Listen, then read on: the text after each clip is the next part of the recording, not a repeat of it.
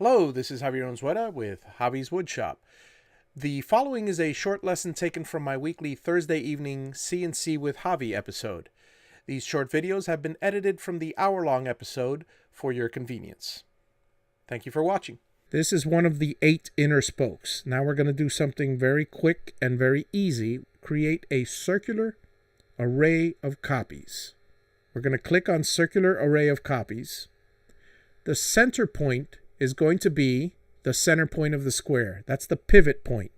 Rotation center is 5, 10. The object size is clearly not going to change. We don't want 40 items. We want 8 items total. It's the total number of items, not the number of duplications.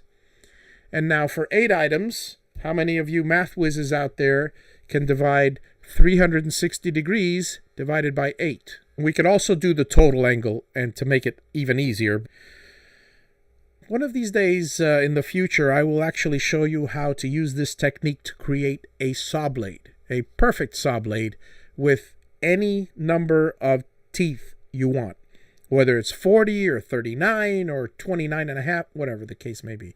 So 45 degrees, copy, wham.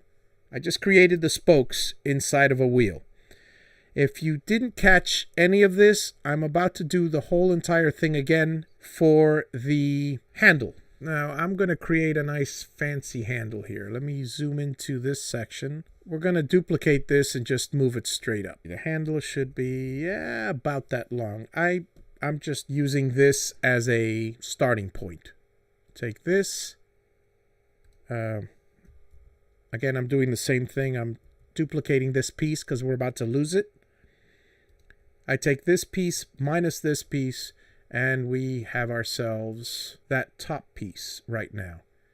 A lot of what we're doing when we create these things is we are subtracting and adding vectors. I'm going to turn this square into a handle. The curved part from the top will be done by way of Aspire and that tool. But I do need to get the profile shape. Let me do something as simple as taking and I'll take an oval and put it there. Copy, paste. I'll move another one over here. There's our 2 little ovals. Let's make a round piece there and there. We have our ovals, we have our round piece. Let's take the scissor tool and just chop, chop. If you happen to have the shape in your library or you've created one before, then it's a simple matter of just taking it, copying it, or auto tracing it, whatever you'd like to do. If you don't, well, then you'd have to do something similar to what I did, which is create a rough shape, and then, as we showed you last week, work with some of the vectors. I'll take these 2 points and I'll smooth them and adjust them.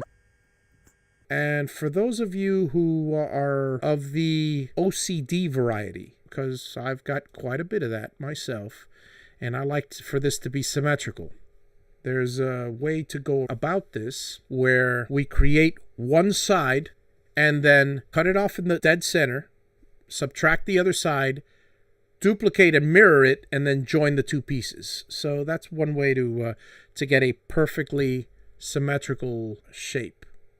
But for now, we're just gonna goof around with this and create something that looks something like a handle. So we have our handle. Not too bad.